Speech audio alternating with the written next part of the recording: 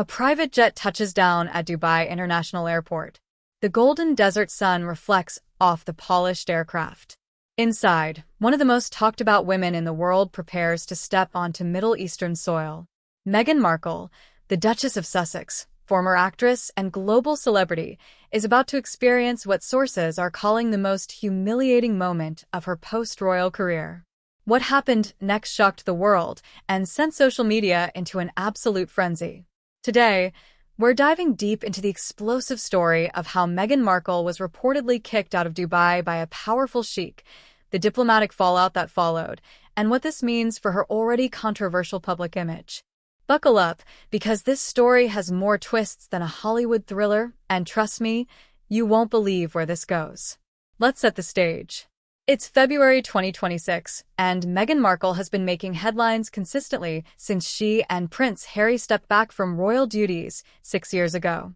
The couple relocated to California, launched various media ventures, gave that infamous Oprah interview, released Harry's tell-all memoir, and became fixtures in celebrity circles. But despite all their efforts to rebrand themselves as independent humanitarians and media moguls, controversy seems to follow them like a shadow. And this Dubai incident might just be the biggest scandal yet. According to multiple reports circulating across social media platforms, news outlets, and insider sources, Meghan attempted to make an unannounced visit to Dubai, one of the world's most glamorous and wealthy cities, known for its towering skyscrapers, luxury shopping, and powerful royal family. But instead of the red carpet welcome she might have expected, she allegedly received a cold shoulder that would send shockwaves through royal watching communities worldwide. So, what exactly happened? Let's break down the timeline. Reports suggest that on February 5th, Meghan Markle arrived at Dubai International Airport. Now, this wasn't an official state visit. There were no advance announcements, no formal invitations made public, and apparently, Prince Harry wasn't even informed about the trip beforehand. Yes, you heard that right. Sources close to the couple claim that Harry was completely in the dark about Meghan's Dubai plans. Already, alarm bells should be ringing. Why would Meghan travel to one of the most protocol-conscious regions in the world without proper coordination? Why would she keep her own husband in the dark? These questions alone sparked intense speculation online, but the story was just getting started. When Meghan's aircraft landed, instead of the usual VIP treatment that celebrities and former royals might expect in Dubai, something entirely different unfolded. According to eyewitness accounts and leaked information from airport officials, Meghan was stopped by border officers. Not just a routine check, but a deliberate intervention. She was reportedly taken into a private interview room, a space typically reserved for individuals who have raised red flags or require additional screening. The atmosphere was tense. Immigration officials were professional but firm.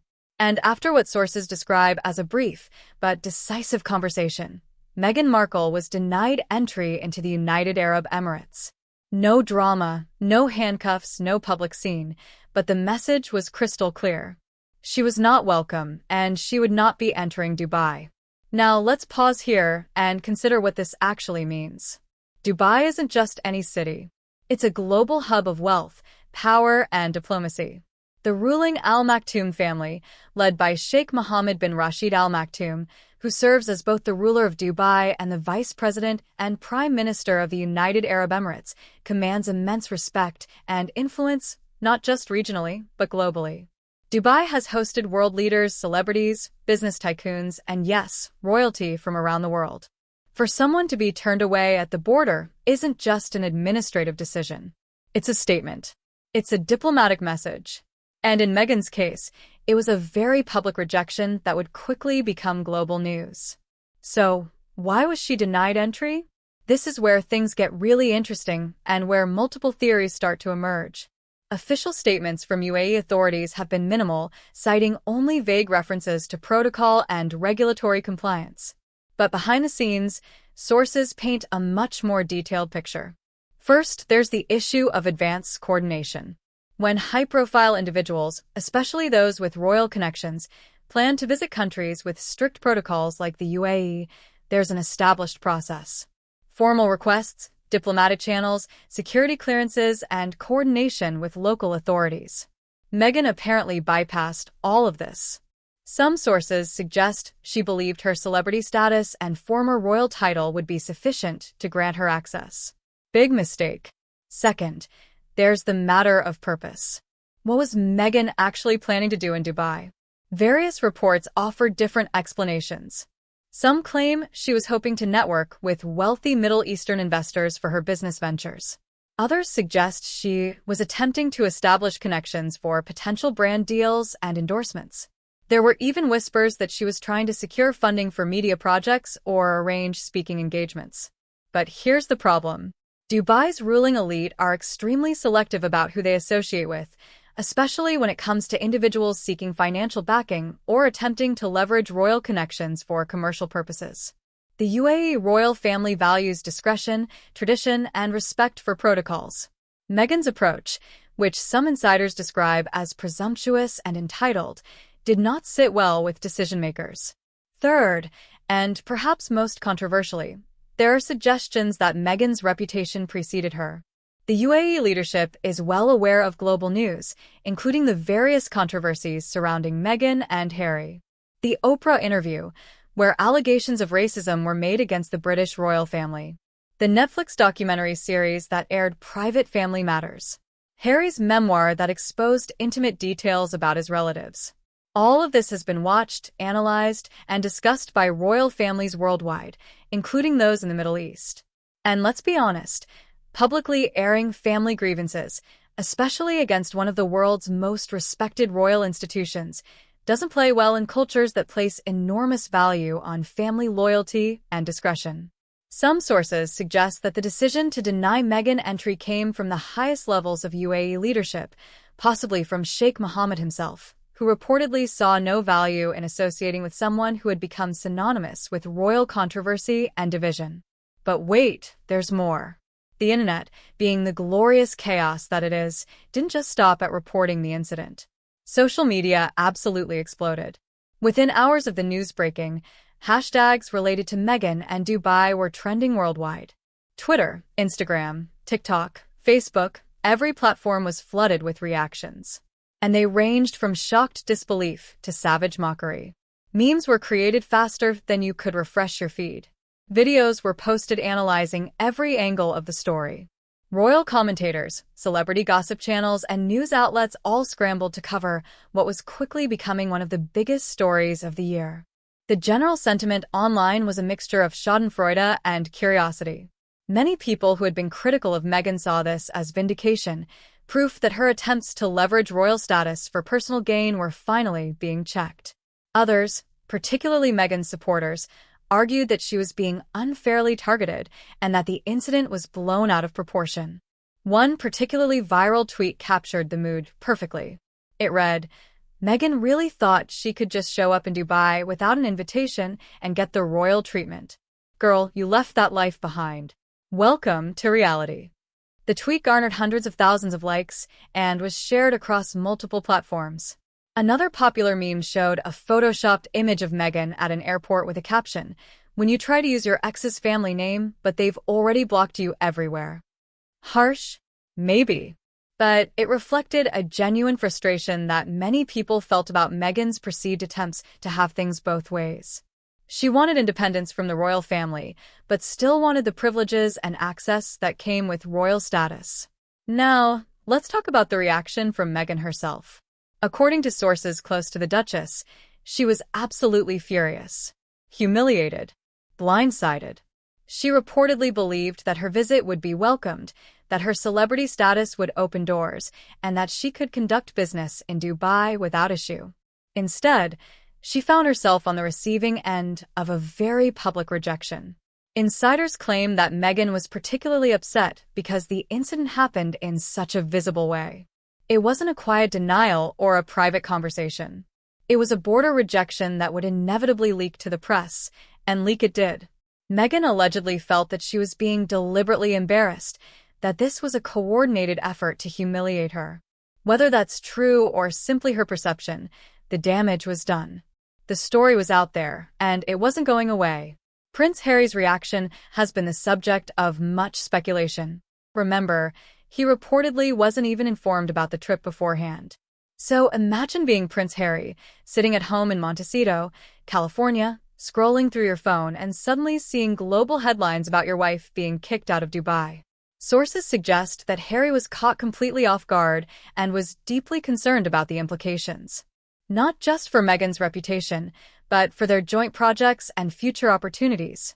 The couple has been working hard to build a brand, to establish themselves as serious players in media, philanthropy, and business. An incident like this, where Meghan is publicly rejected by one of the world's most influential regions, doesn't help that brand. It raises questions about their judgment, their planning, and their understanding of how to navigate high-level relationships. There's also the matter of how this affects their relationship with the British royal family. Relations between Harry, Meghan, and the rest of the Windsors have been strained for years. This incident adds another layer of complexity. Some royal commentators suggest that the British royal family might actually be relieved by what happened in Dubai. Why? Because it demonstrates that Meghan and Harry cannot simply trade on their royal connections indefinitely. Other royal families around the world are watching, and they're making their own assessments. If the UAE, a nation with close ties to Britain and a royal family that understands monarchy, chooses to distance itself from Meghan, that sends a powerful signal. It suggests that the Sussexes are increasingly isolated, not just from the British royals, but from the global network of royal and diplomatic relationships. Let's dive deeper into the cultural and diplomatic dimensions of this story. The United Arab Emirates, and Dubai specifically, operates on a very different cultural framework than what Meghan might be accustomed to in California, or even in the UK. In the UAE, respect for authority, adherence to protocol, and understanding of social hierarchies are paramount. The ruling families in the region have maintained power and stability through a combination of strategic governance, careful relationship management, and strict control over their image and associations. When someone like Meghan Markle, who has become a polarizing figure globally, attempts to enter their sphere without proper protocol, it's not just seen as a social faux pas. It's seen as disrespectful. It suggests a lack of understanding or, worse, a deliberate disregard for the norms that govern their society. Furthermore, the UAE has very specific regulations about who can conduct business within their borders. There are licensing requirements, visa categories, and approval processes that even celebrities must follow. Meghan's alleged attempt to network with investors or secure business deals without proper authorization would be a direct violation of these regulations.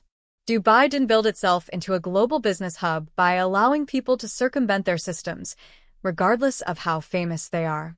The fact that Meghan was turned away at the border suggests that UAE authorities had information about her intentions and decided that allowing her entry would set a bad precedent.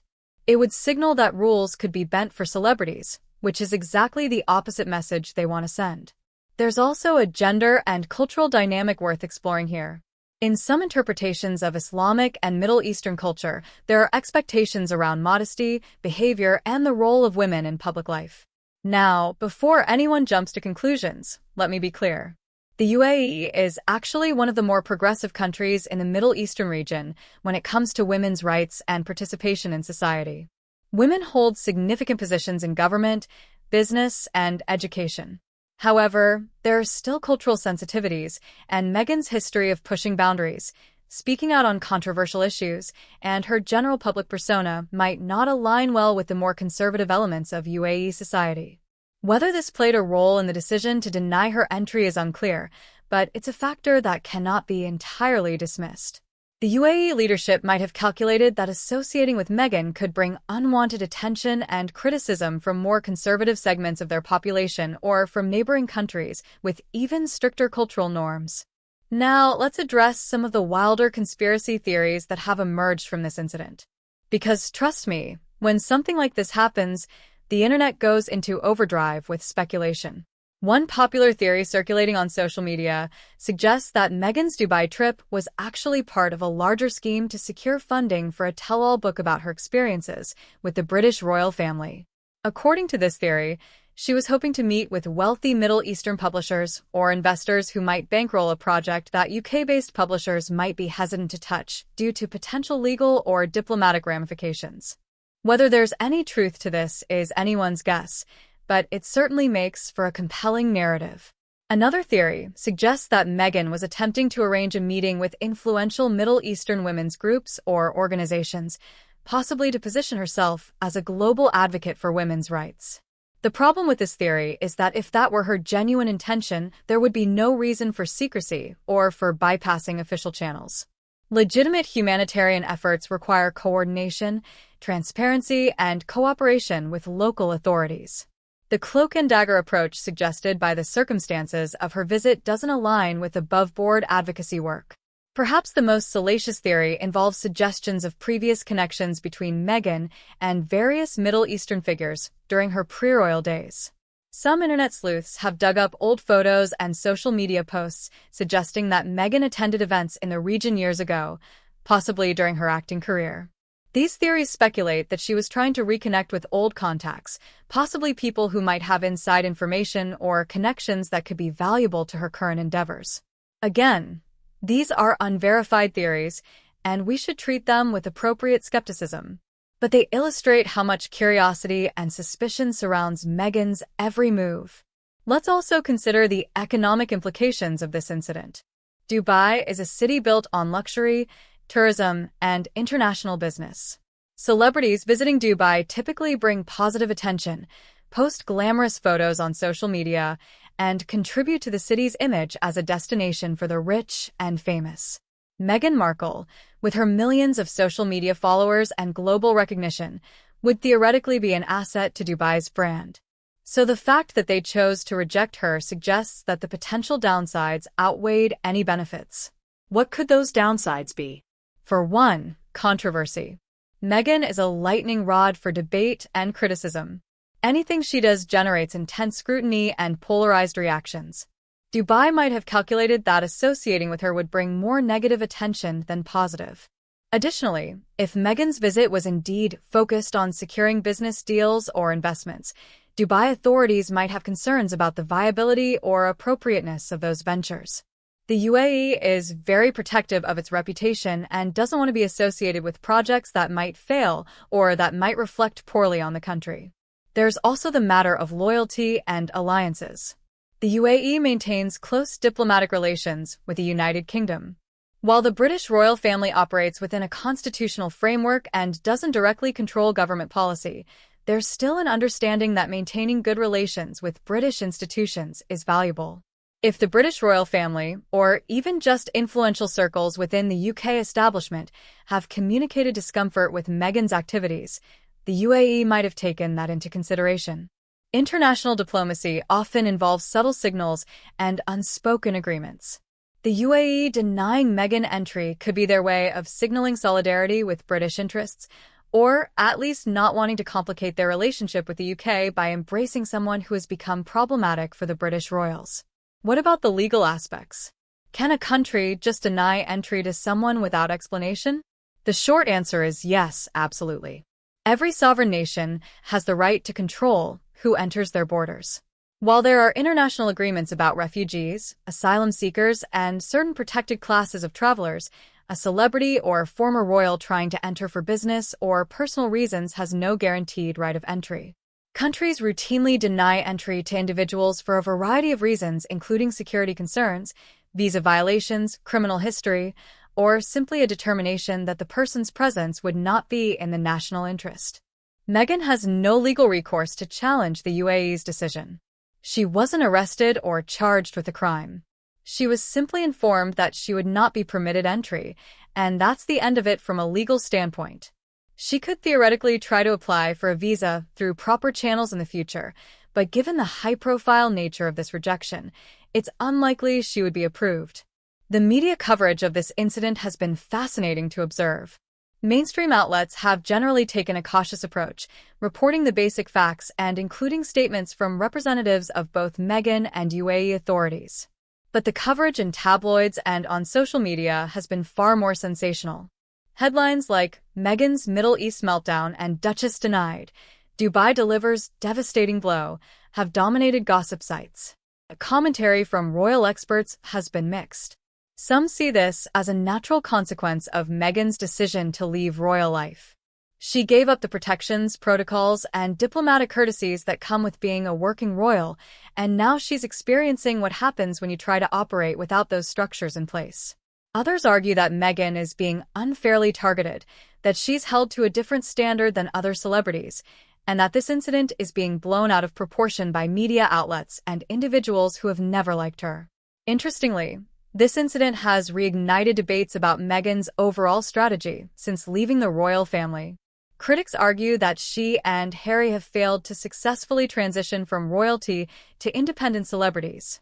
They point to various failed or underperforming projects, including podcast deals that ended prematurely, media ventures that haven't lived up to expectations, and a general sense that the Sussexes peaked with the Oprah interview and have been struggling to maintain relevance ever since. The Dubai incident fits into this narrative of decline, suggesting that Meghan's influence and access are waning. Supporters counter that Meghan and Harry are still adjusting to their new life, that they've faced unprecedented scrutiny and hostility, and that they deserve more time and grace to find their footing. They also point out that the couple has done meaningful work through their Archewell Foundation and that focusing on one negative incident ignores their broader accomplishments. Let's talk about the psychological impact of this incident on Meghan personally. Whether you like her or not, it's hard to deny that she's faced extraordinary pressure and criticism over the past several years. From being thrust into the spotlight as Harry's girlfriend, to navigating the intense scrutiny of being a royal, to the decision to step back and the fallout that followed, Meghan's life has been anything but normal. This Dubai rejection represents yet another very public embarrassment. For someone who clearly cares about her image and how she's perceived, this has to sting. There's something particularly humiliating about being turned away at a border. It's a fundamental rejection, a statement that you're not wanted, that your presence is undesirable. For someone who once walked red carpets, attended state dinners, and sat alongside actual royalty, being denied entry into a country because they don't want to deal with you is a harsh come down. How Meghan processes this emotionally and how it affects her future decisions remains to be seen. There's also the question of how this affects Harry. He's been defending Meghan for years, supporting her through every controversy, backing her decisions even when they've been questioned by others. But privately, he must be wondering about the wisdom of some of their choices. The Dubai trip, assuming the reports are accurate, was poorly planned and executed. It put both of them in the headlines for the wrong reasons. It reinforced negative narratives about Meghan's judgment and entitlement. Harry, who gave up his royal life, his military appointments, his relationship with his family, in large part for Meghan, has to be asking himself whether it's all been worth it. None of this is to suggest their relationship is in trouble, but the strain must be significant. Every public failure, every controversy, adds weight to an already heavy burden. What happens next is the question everyone's asking. Does Meghan issue a public statement addressing the incident? Does she try to downplay it? Or does she go on the offensive, claiming she was mistreated or discriminated against? Her team has already released vague statements about respecting all nations' sovereignty and focusing on positive work moving forward, but that doesn't really address the core issues. Will she try to visit Dubai again in the future through proper channels? Or will she write off the Middle East entirely as a region that's not worth her time? And perhaps most importantly, does this incident cause her and Harry to rethink their overall strategy and approach?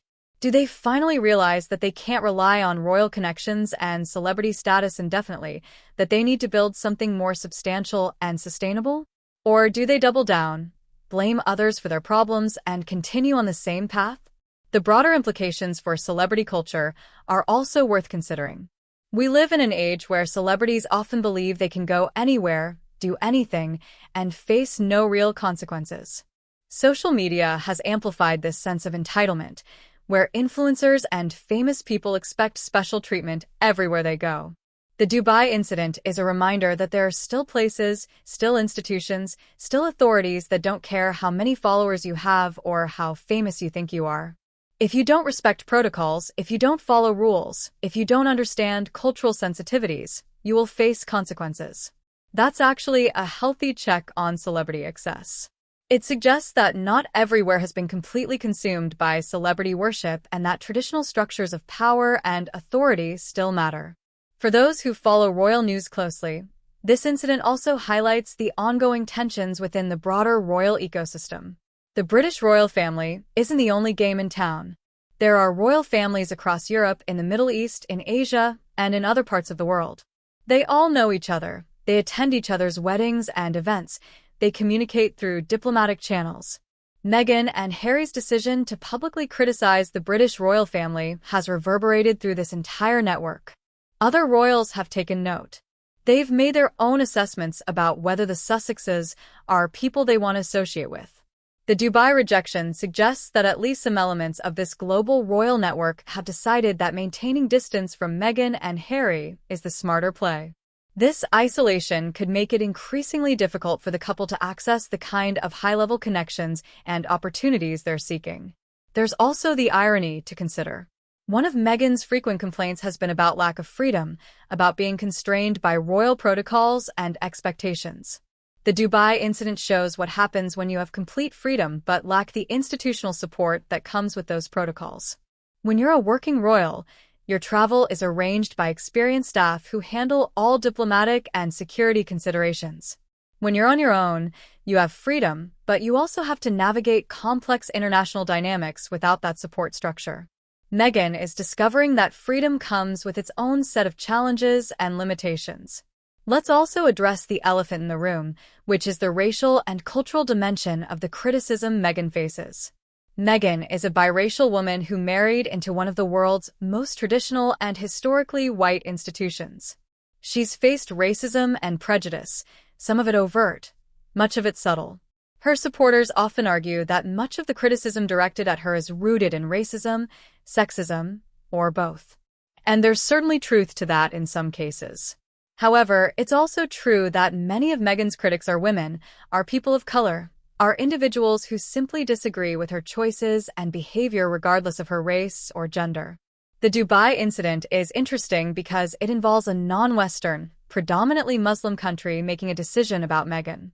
It's harder to frame this as Western racism or British tabloid bias when the decision is coming from a completely different cultural context. This complicates the narrative that Meghan is simply a victim of prejudice. It suggests that her issues might be more about behavior, judgment, and approach rather than simply about who she is. As this story continues to develop, we're likely to see more information emerge. There may be leaked communications, insider accounts, or official statements that shed more light on what actually happened. Social media will continue to dissect and debate every angle.